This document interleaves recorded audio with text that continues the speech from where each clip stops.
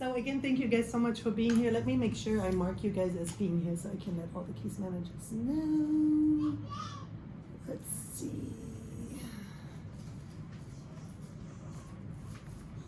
All right, perfect. All right. So today's topic of the life skills class is insurance and Medi-Cal. Life skills classes, is this everybody's first time ever being at a life skills class here at Covenant? I'm assuming so, right? So it's kind of really weird. COVID did a number on us, obviously. So right before COVID hit, we had life skills classes every week. And then COVID hit, so we had like pretty much a 3-year break of life skills classes, and we're back. So I'm excited to have life skills classes back. I'm excited to have you guys back in the conference room, hopefully to learn some more skills. And it's also a good opportunity to meet people. Oftentimes people run into people that they haven't seen in years, so it's a little bit of a reunion. And I remember when COVID first hit, that was like one of the things a lot of the clients said, we miss seeing everybody. We miss those as annoying as life skills classes were at that time. They missed having that interaction with other youth and with people from the community, and simply that liveliness. Also, now that we're starting life skills classes back up, you guys will probably complain to your case manager at one point, oh, do I really have to go to this? It's such an inconvenience, blah, blah, blah, blah, blah. But from our experience, usually towards the end of the program, that's one of the things that the clients usually say, you know what, that was really one of the most beneficial things that we had here in TSP Plus. So I hope that the life skills class today will be beneficial. I hope you guys will learn something. I'll try to make it really interactive, because obviously it's not really about me or what I know or think is important about insurance or Medi-Cal. It's more about you, what you don't know, or what you are curious about. I don't work for an insurance. I don't work for Medi-Cal, I don't work for Current Family or private insurance. So what I'm sharing with you is pretty much from personal experience. So there might be some information on there that's not correct, but hopefully most of it is on point. A little bit about my background. I think I've met all of you guys. My name is Stephanie. Obviously you guys know I have an accent. Those that are not on my caseload might not know all that much about my background, but I grew up in Germany. So my history of health insurance and medical care is kind of from Germany as well as from here. Growing up, my dad was an insurance agent. So growing up, I always had great medical insurance. My dad always made sure, to kind of emphasize, okay, it's super important to go to a doctor, super important, like top priority in life to have medical insurance, to have insurance pretty much not just for medical, but for all kinds of different situations in life. How he grew up, he was born right after the Second World War. They didn't have a lot of money, they were refugees. So he kind of growing up as a little kid, grew up very poor, didn't have medical insurance and all of that. And so he always emphasized that with us. You guys are blessed, you guys have medical insurance, use it, go to the doctor, take care of your health. Once you lose your health, pretty much everything else will fall apart in your life. And that's kind of one of the quotes that I'm using for the class today is by Thomas Fuller, and it says, health is not valued until sickness comes. So I don't know if this is a little handout for all of you guys. I don't know if you guys have ever been in a situation where, you guys were healthy, or let's say your kids were healthy, and then all of a sudden something happens, right? And then all of a sudden you're reminded, you know what, I really didn't appreciate my health when I had it. So has anybody ever had a situation like that, like an accident or for me, one thing that happened to me, all of a sudden I had an issue with my eye. It wasn't a really minor issue, but before I really never appreciated my eyesight, or never really appreciated, not having any issues with my eyes. And of course, it was nothing chronic, but if you don't know what it would feel like to have something wrong with your eyes or some kind of infection, you don't really appreciate it. You just take it as granted. So that's kind of where a little bit of my background comes from. So I grew up with very good medical care. My parents were always, specifically my dad was always behind it, was always very much advocating for us as children and for himself as well, to go to the best doctors ever, get good care and all of that. And then when I was 18, I came to the United States and I was kind of on my own. And of course I had no clue what I was doing, specifically in a different country with medical insurance. And I would say medical insurance, navigating through the medical insurance system here in the United States took me a good 10, 15 years to figure out. So I remember trying to hunt down a dentist, just like you guys shared before everybody arrived. That was a task, and finding a dentist that I personally felt comfortable with was not easy for me. Also trying to figure out what's a deductible, or what is the difference between public insurance and private insurance? How do I even get private insurance? How do I apply for public insurance? Who qualifies? And all of that. That was a bit of a task.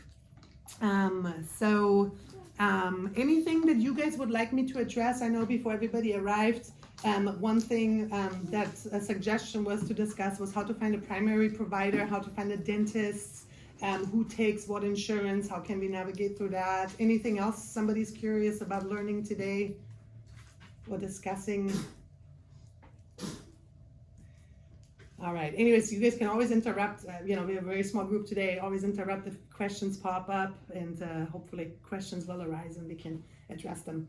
Did everybody get a handout? Okay, very good. Let me see. I have a few more, but I'll hand those out later.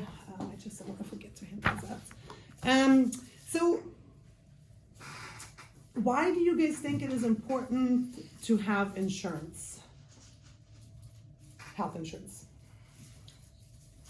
It's expensive. So what happens you don't want to pay out of pocket or anything.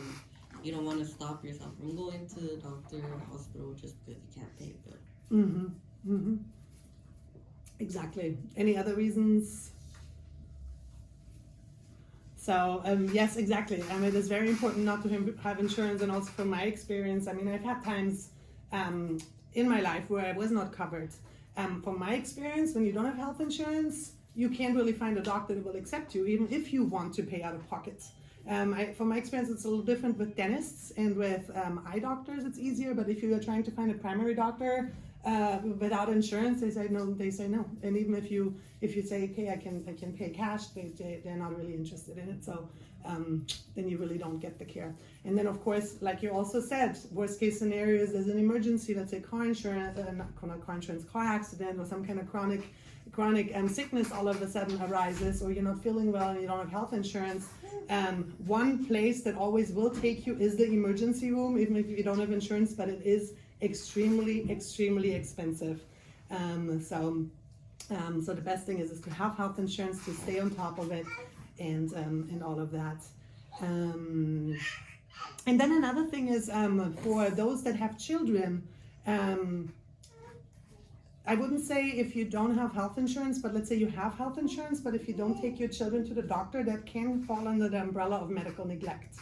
So that's something to be mindful of, especially if, let's say, the doctor says, the primary doctor, pediatrician of the child says, the child needs A, B, and C, it has this kind of sickness, it needs to go to the specialist or whatnot, and you as a parent don't follow through, that can fall under the umbrella of medical neglect. So just be mindful of that if you are a parent, and I do challenge you and encourage you to take good care of your children's health and of your own health, because for those that are parents, but even if you're not a parent, again, so let me just speak because I'm a parent. I guess that's why it makes sense the most. If I'm not well, everything else will go downhill in the household. So it's very important that mom is healthy, father as well, of course, but it affects the children for sure if you don't take good care of yourself.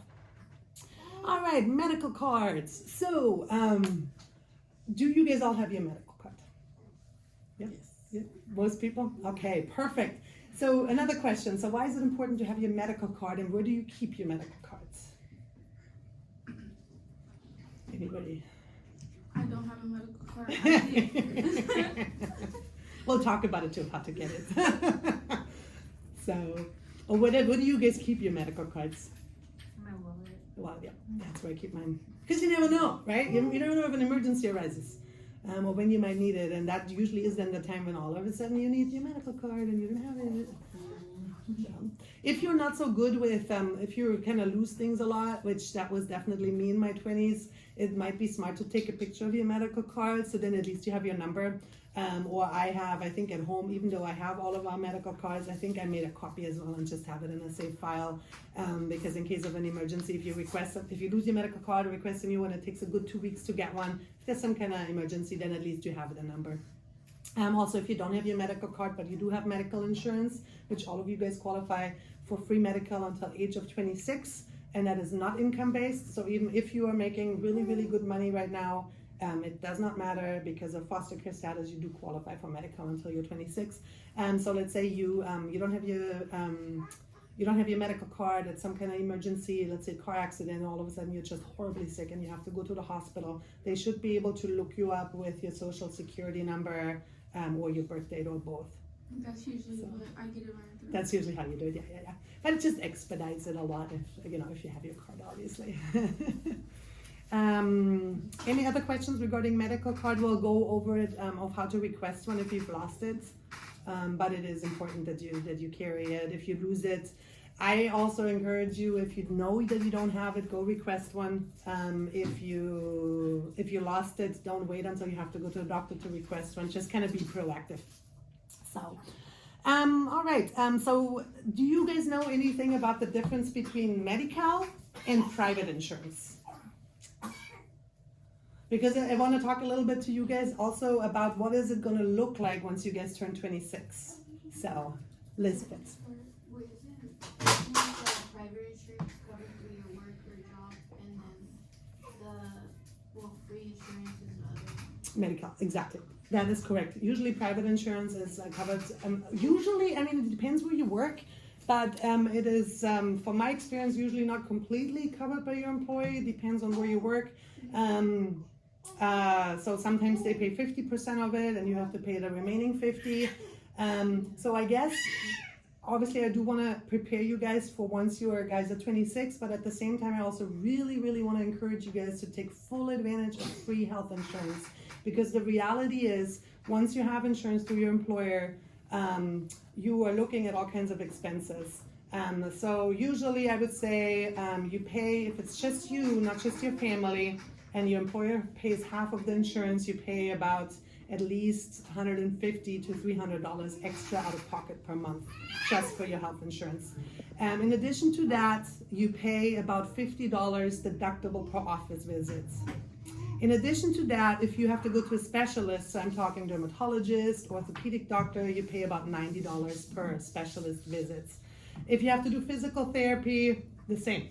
Per visit, I don't know who has been to physical therapy before in here. Well, I guess maybe I'm the only one that gets injured a lot, but so physical therapy, if you have to go, let's say you have an injured ankle, knee, or who knows what, hip issues, back issues, usually physical therapy, they ask you to go at least 2 to 3 times per week. So if you have private insurance, your deductible is usually about $25 per visit. So you're talking $50 to $75 per week. So if you have any physical therapy needs or whatnot, take care of it while you have free medical, because there's no deductibles. Also urgent care. With private insurance, usually the deductible, again, depending on the insurance coverage that you have, is around $90. If you have to go to the ER, about $350. And that's not talking hospitalization, that's just going to the ER because you need antibiotics or whatever the situation might be. For all the silly things, we go to the ER. I don't want to scare you guys, but I just really want to encourage you guys to take advantage of free health insurance until you're 26. Be proactive. Get your physicals done every year for free. And if you have any ails, like let's say you have a funny ankle, that you twist a lot, take care of it while you have that. Or if you have allergy issues, take care of it while you have Medi-Cal, because otherwise, it just gets so expensive. Or some back issues, it might mean minor to you, but you just feel like your neck's always stiff. Get it checked out while you have free Medi-Cal. Because again, there are no deductibles and all of that. And then also the out-of-pocket expenses for private insurance, they again depending on your coverage, they can be as high as $8,700 per person per year. So, again, take advantage of your free medical until you're 26. All right, so any questions regarding the difference between medical and private insurance or the benefits of Medi-Cal? I will, of course, also highlight the weaknesses of Medi-Cal in a second as well, because there are a lot of advantages of private insurance as well. But financially, Medi-Cal is definitely the way to go. No questions? All right. So medical. So again, like I said, before you're 26, you qualify for it simply because you were in foster care. You don't have to do annual renewals, and it's also not like with if you have food stamps. With food stamps, I think you have to renew it because it's income based every 6 months. With Medi-Cal, you don't have to do that until you're 26. Is everybody familiar with Kayla at the Dream Center? Okay, so Kayla at the Dream Center, that's what she does. So she is your person. If there are any issues with your medical insurance, which that has happened, to a lot of youth on my caseload, that all of a sudden urgent care says they're not covered, Medi-Cal is discontinued all of a sudden for them, Kayla is your person. And the phone number for the Dream Center, does everybody have the phone number for the Dream Center? Okay. And I think I listed it on here as well on the handout. I think that is her direct line to her desk. Kayla is really nice. When you do call her, make sure you leave her a message. She's really good about returning phone calls. And she can also, if you lost your medical card, she's the one who can request a new one for you real quick and all of that. She can also help you with selecting a primary provider, or like if you can't navigate on your own of how to do so, or let's say you don't like your primary provider, if you would like to switch, she can also help you with that. Yes? And across from the Dream Center, the mom, I forgot what it's called, but like it's like a pregnant. The biggest pregnancy center? Mm-hmm. They help you with that as well, for, like, to find out. OBGYN to find out, oh, that's awesome. But only for pregnancy, probably, right? Yeah. Yeah, but find an yeah. Once like you find out you're pregnant, or if you need like verification of pregnancy as well, they do it there. They do it there. Very good. That's good information. Because again, an OBGYN is a specialist, right? So sometimes that can be then again harder to find compared to a primary care provider. So until you're 26, I would say Kayla is your point person. The Dream Center is your point person regarding any issues with Medi-Cal. And that is good to have, and it's a very quick resource. It gets a little more complicated after you turn 26, because then you're on your own. You can still always call the Dream Center and they can point you around it, but she might not be able to fix anything on your personal case. So after you're 26, you will have to renew your medical, I believe, annually. So what is important? I would say when you're 25 and a half, I would probably call the Dream Center, check in with Kayla. What do I need to do so that my medical carries over? So again, I'm not Kayla and I don't work for Medi-Cal, or I'm not like an eligibility worker like her. But from what I understand, it is super important that your address is updated so that you receive any mail or any renewals that you have to complete for Medi-Cal in the mail. It is important that you check your mail, that you open your mail and don't just toss it aside somewhere, because we do all get so much mail, right? So it's easy sometimes to, okay, that's just junk, that's just nothing important, but that is important. And if you do forget, once you're 26, if you forget to do your renewal in the time frame they provided for you, your medical will be discontinued. Which again is not the end of the world. It's only the end of the world if you have a medical emergency all of a sudden. But let's say you missed the deadline, then just complete it after. You just will have a little bit of a gap where there is no coverage. So once you're 26, it's income based, right? So for those people that are working full time and are single, don't have kids, it's going to be fairly tricky to qualify for Medi-Cal. Yes, but I would still say give it a try. So my recommendation is, depending of course on your career path and what your career goals are, but if you are single and not planning on having any kids by the time you're 26, I would recommend to try to work towards a career where you can work in an environment where health insurance is provided. So if you do have kids or a larger family, it's a lot easier because then the income bracket goes up. So if you have kids, I would say, it's a lot of people qualify for it. Same if you're pregnant. So there's also a special Medi-Cal, from what I understand, for if you're pregnant. So let's say you're single, right? You don't have any kids yet. You don't qualify for Medi-Cal because your income is too high, but now you're pregnant, you might all of a sudden qualify.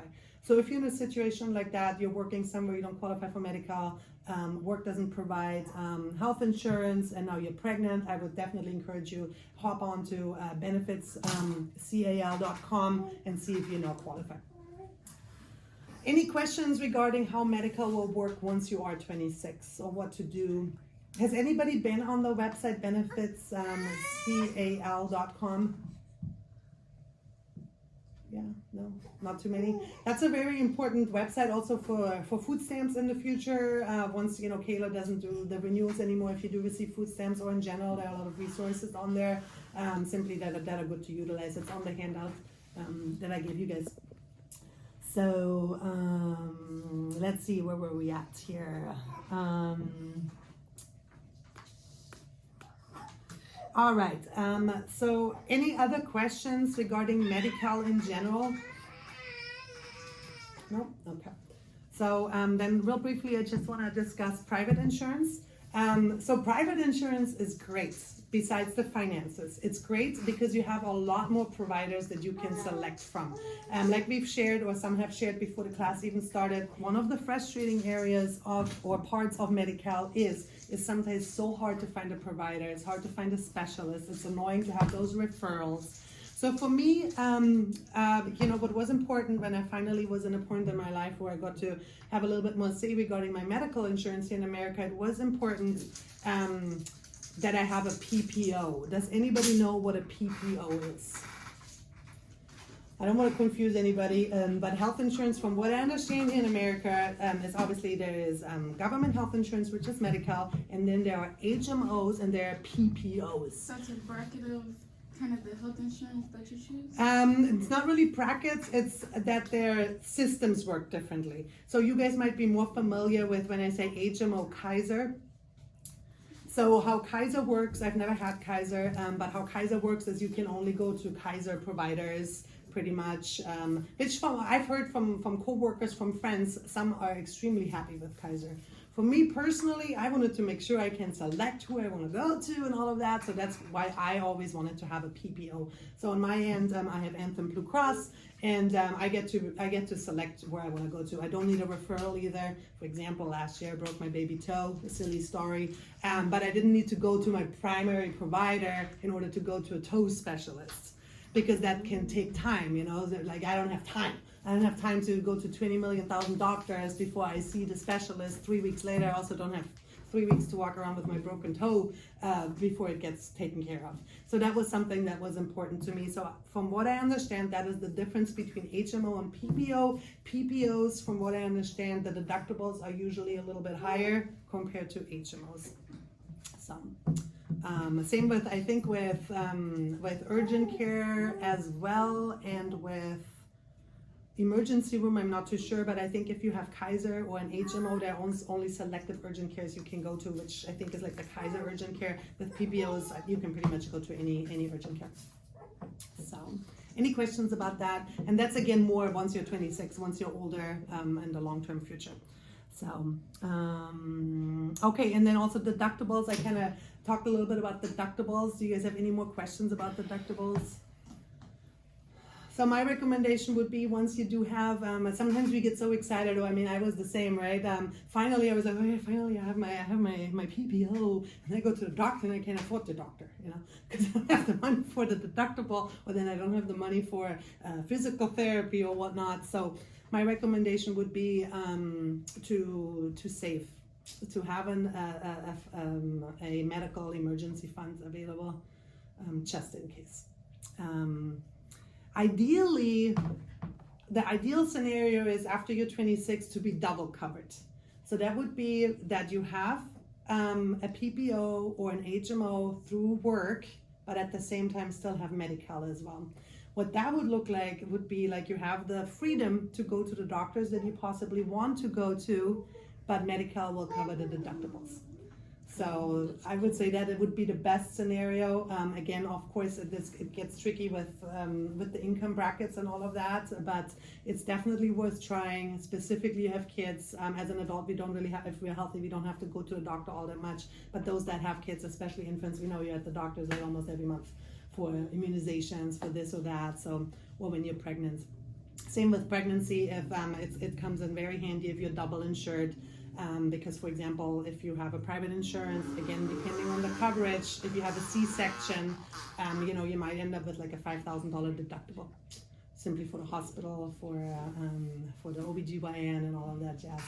So, but if you're double covered, Medi-Cal will cover that, and you're good to go without a bill. If you have medical, you're good to go anyways. So, All right. Any questions regarding private insurance, deductibles, or any of that? So, all right. All right. So now let's kind of talk more about where all of you guys are at. So all of you guys have Medi-Cal. So with Medi-Cal, you have the option, from what I understand, you have the option to either have straight Medi-Cal or to select. Let's just call it an umbrella insurance. I don't really know what the terminology for it is, which is, from what I understand, Current Family, Health Net, and I don't know if there's anything else. Are you guys familiar with anybody else besides Health Net or Current Family? Kaiser. Okay, so you can select Kaiser as well? If you have someone living there with you. That has Kaiser, or? Yeah. Okay, that's good to know. That's good to know. Okay, so you do have some say. Even though you guys have Medi-Cal, you have some say of what you want that Medi-Cal to look like. So if anybody wants to share, do you guys have straight Medi-Cal, Current Family, Health Net, Kaiser? Does anybody want to provide any feedback, experiences, good, bad, the ugly? Yes. I have Current Family. Okay.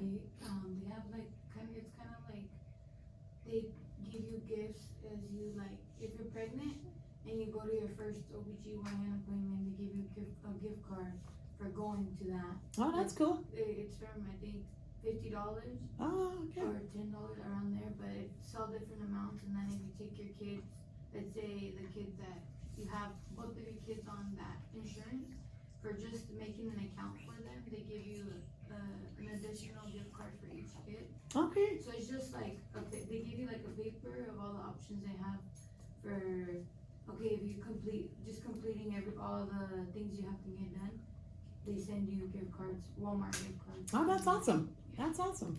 Is it hard? Do you have to submit like special forms to get the gift cards? No, Is it it's complicated? online, you just fill it.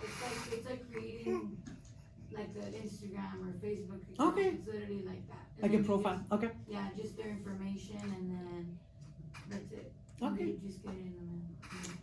Good. That's good to know. I mean, that can definitely be a benefit to that for sure, and can be a motivator to go to the doctor too. So, okay, thank you. Anybody else? Any other feedback, maybe regarding Health Net or straight Medi-Cal? I had straight Medi-Cal, but it wasn't really that good with like providers, and also we went through Current Family and Health, and it's much better. So. Okay, good. So you see a difference. Yeah. Okay. Perfect. Yeah. Health Net. Anybody? Nope. Mainly health. Do we mainly have Current Family in here? Current- I have straight Medi-Cal, okay. Straight Medi-Cal and Current Family mainly in here? I have Health Net. Oh, okay. Good, bad. Any comments? It's okay. I've been meaning to switch to Current Okay, Family. okay. From me and her. Okay. 'Cause she Why? has it with me. Cause he has Current Family, and I see it's a lot better. Oh, so you feel like it's Yeah. better? Like finding providers or? Kind of. When I was pregnant, for certain things, I had to wait for my insurance to approve it. And Oh, like authorizations and Yeah. things. Okay. And in the beginning of my pregnancy, I had a little bit of complications. Mm. So I had to wait for them to approve certain doctors, and then I had to go to the doctor. No, okay, gotcha. So with specialists and things, it can get a little tricky. Okay. Honestly, that is the feedback I've gotten over the years as well. So I usually do recommend to my clients to switch to Current Family.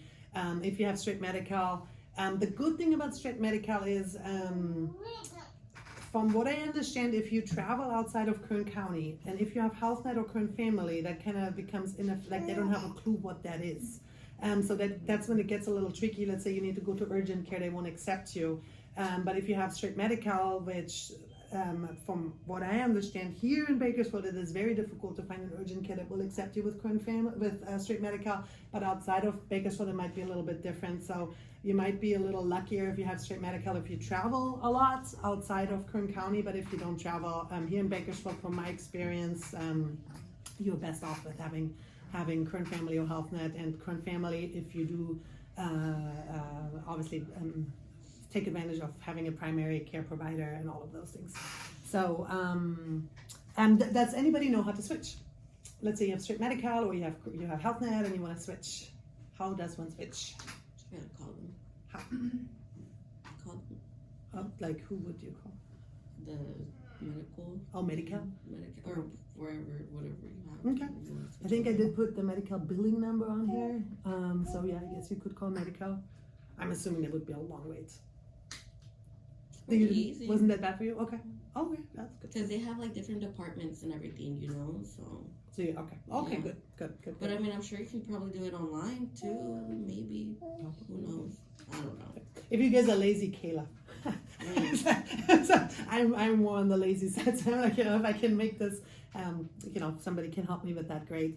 After 26, that's definitely the route you will have to go. I'm assuming online or Googling, calling Medi-Cal directly. Again, pay attention to your mail. You probably will get information in the mail. Okay, now is the window to switch or whatnot. And read it, take advantage of it, and switch.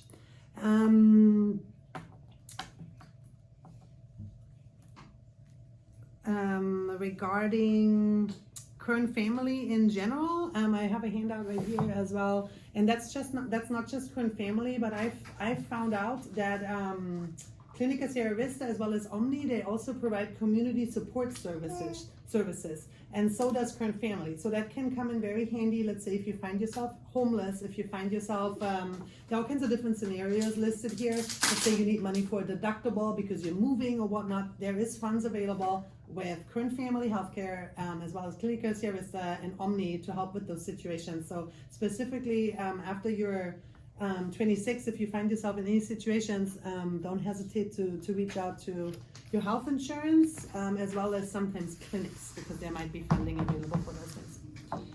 All right, selecting a PCP. PCP stands for a primary care provider. So why is it important to have a primary care provider?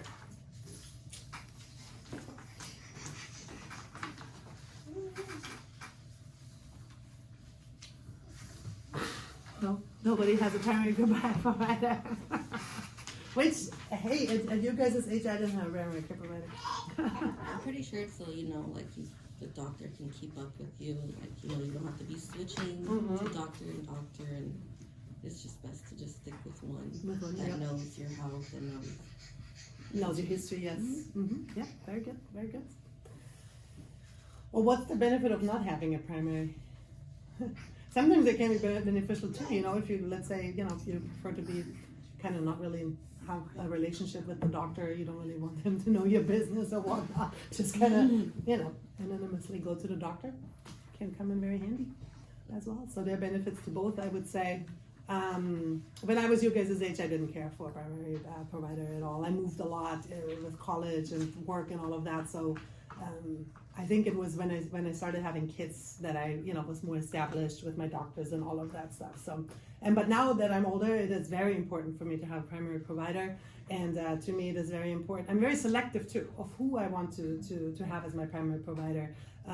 For me, it is important that my doctor knows me. I do want to be heard by the doctor. I strongly, personally dislike going to a doctor's office and feeling rushed. Like feeling like the doctor is just kind of in and out, not really making time for myself. I've now been with the same primary provider, I would say, for around 3 years. I would say I have a really good relationship with her, and with that come a lot of benefits. So now that she knows me, I can request a phone visit. So that for somebody that's working is just excellent. If it just needs something quick, she knows my medical history, no, not a big deal. It's also much easier to get an appointment. Oftentimes when you first schedule an appointment with a new primary provider, sometimes you're waiting months to get an appointment. And have you guys had that experience? Same with a pediatrician or whatnot. But once you're established with a pediatrician or with a primary provider, it's usually very quick. So that's another thing that's very important to me when I select my primary providers or pediatricians for my kids is it's important to me that I'm able to get an appointment quickly so that I can avoid urgent care or visits to the ER. So for my kids' pediatrician, I usually always am able to get an appointment the same day. For my for me personally, not so quick, usually 2 to 3 days, but at least it's usually by the same week, or she can then do a phone visit with me and recommend for me what to do, when to go to urgent care and so forth. So how to select one, on the handout right here, it gives you the website. If you do have current family healthcare, it gives you the website for current family healthcare, and then it gives you the different doctors there. I quickly browsed through the website on my desktop this week, So some of them, it will say that they do take new patients, and others say they do not take new patients. So where it says they don't take new patients, I wouldn't waste a phone call. And then otherwise, it's pretty much a phone game. So calling them, trying to get a hold of them, and then they will also tell you they will not take new patients. When I select a primary provider, I usually look at zip codes because I don't like to drive very far. Sometimes I take into consideration also what my friends say or who their primary provider is.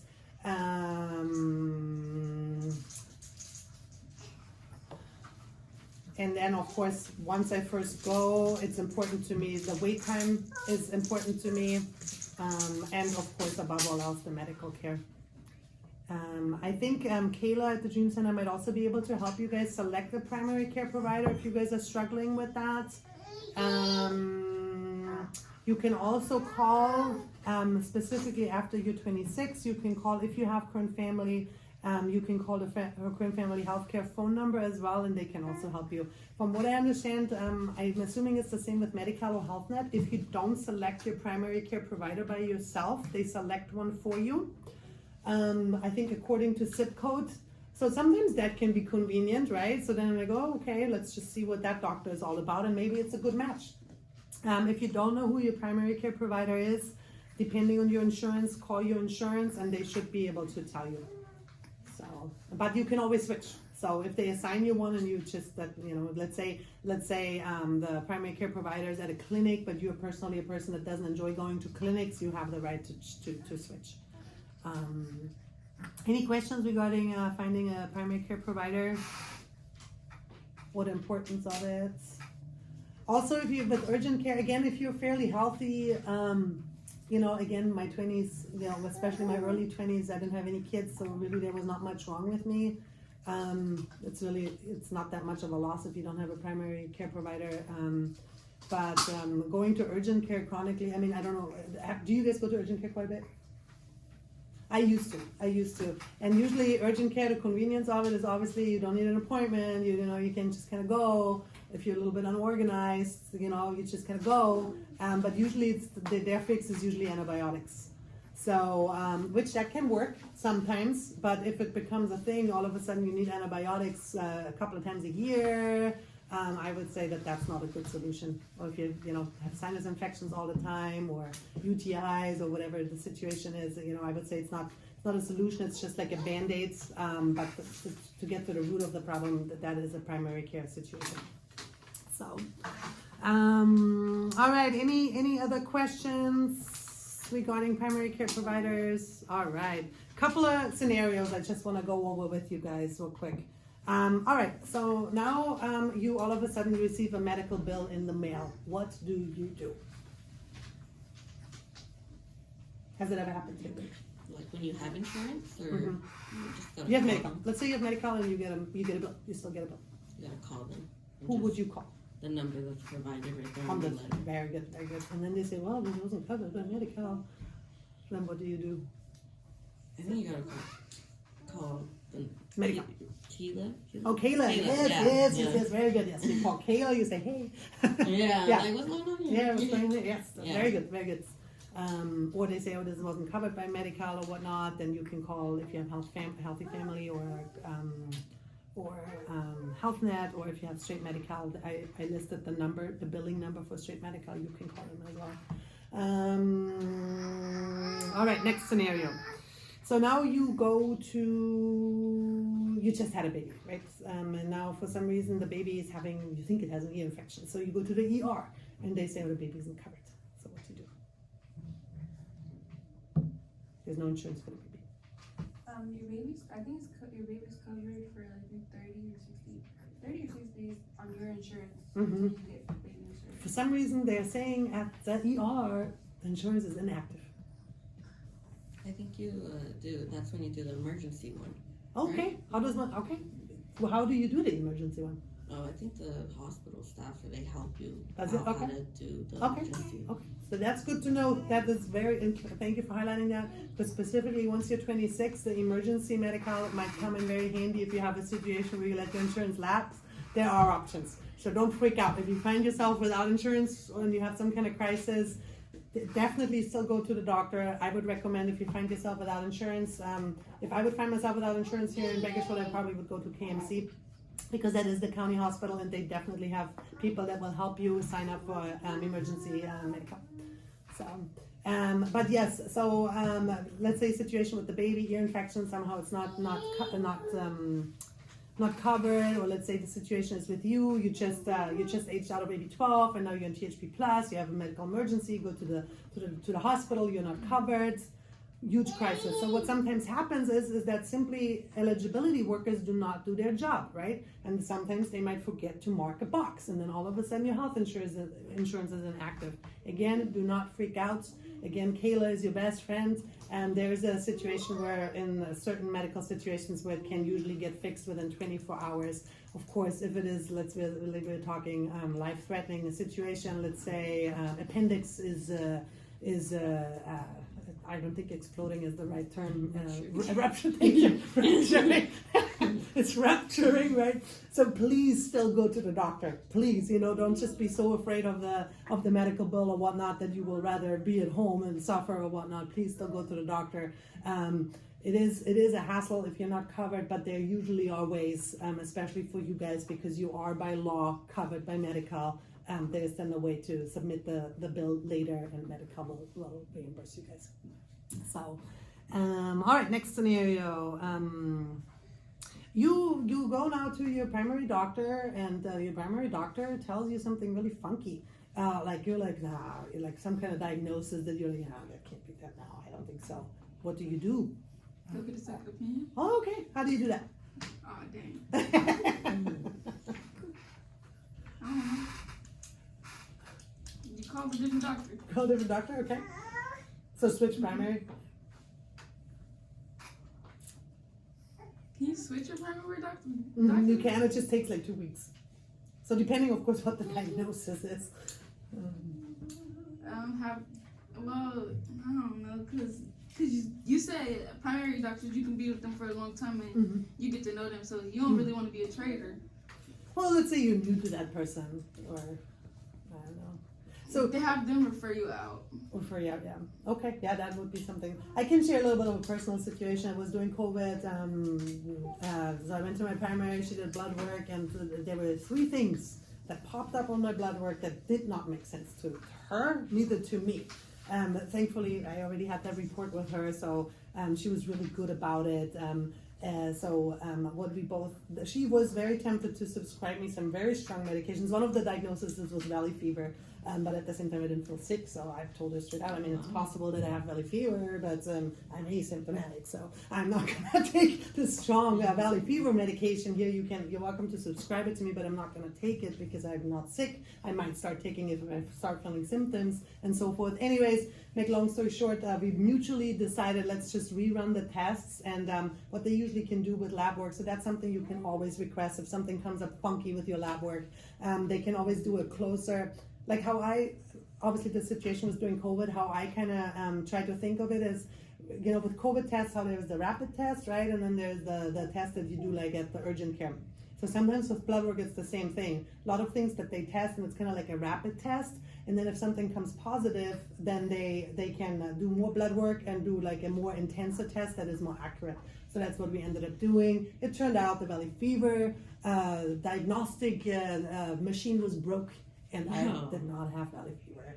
But so you never know. So also when you do get a diagnosis sometimes from the doctor, obviously often it's correct, right? If you, specifically if you're not feeling well, but if your internal instinct tells you that no, this can't be, never be embarrassed to ask or have something explained. Sometimes doctors can talk a little bit in mysteries as well, like where you might not be able to understand the language or whatnot. Never feel embarrassed to ask or ask for to have that more explained, or I often start writing things down, and sometimes they talk so fast that I'm like, well, can you slow down a little bit so I have time to write things down? Don't ever feel embarrassed about that. All right, so another situation is, so now you have an issue with your knee, your primary and you agree that it would be best for you to get referred to an orthopedic doctor, and for some reason the referral gets denied. So what do you do then?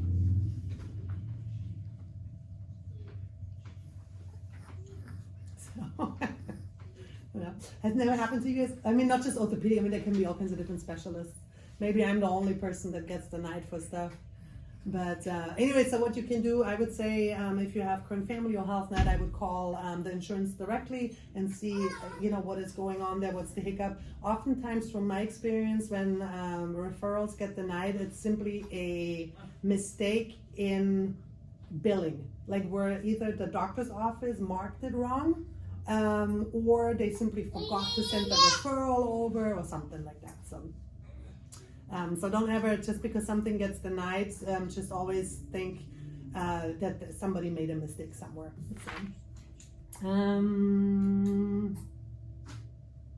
Okay, so now you are traveling, now you're in Texas and you have a medical emergency. What can you do? Question. Is it okay if I'm excused? Yeah. Oh. So Texas medical emergency, what do you do? Or Mexico even, or Canada. Well, I gotta be all the way out there. Our vacation, I don't know, visiting family. Want to see the national park in Canada. Camping. I have a tick. I take like not like a tick, like a from camping. So today mail it back to the United States. Yeah. And then you call your medical people and then you pay it. So I would say, so if you go out of state, it would be good ahead of time to know if you're covered by Medi-Cal or not. Also, if you go to Mexico or Canada, it would be good to know. I do think Medi-Cal covers Canada and Mexico, but before you go, always call. If you're not covered, my recommendation for you is to get travel insurance. It's medical insurance because you literally never know what might happen accidents-wise or whatnot, so that you're not stuck with a medical bill.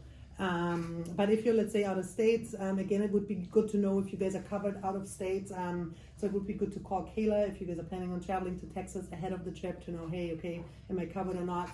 Most likely you guys are, and you guys can go to any ER. So they cannot deny you. Alrighty, so let's wrap this up. Any other questions, comments? This is a list for you guys to take home. I listed some of the numbers I could think of, like urgent cares. I listed phone numbers for clinics. I know some people like clinics, others don't so much. I think some clinics, from my experience, from what I understand from clients, is the benefits of some clinics are is that you don't need an appointment. It can be walk-in. Am I correct with that?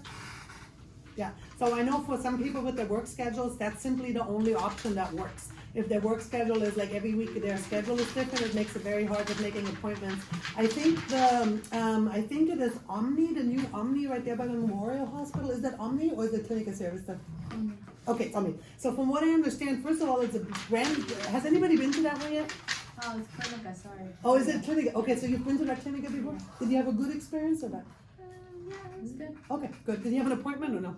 Yeah, I usually had it because walk-in when you go in, it takes like. Takes longer. Oh, okay. From what I heard, and I just thought that was kind of cool, is that they are open on Saturdays as well, and they do take walk-ins, so that can be good for people that work 8 to 5, right? First of all, to make an appointment. I think that can also be a benefit to going to a clinic if you work during the week and you simply don't have any sick time that you can use for doctor's appointments. So it is good to have a primary doctor or a clinic that you can go to that is open on Saturdays, because otherwise you're never going to be able to go to your primary.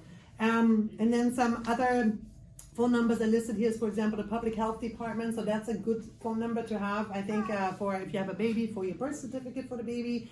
Also, let's say you lose your immunization record for your baby, and now it's time to enroll them for school, or you're switching pediatricians. That's where you can get that.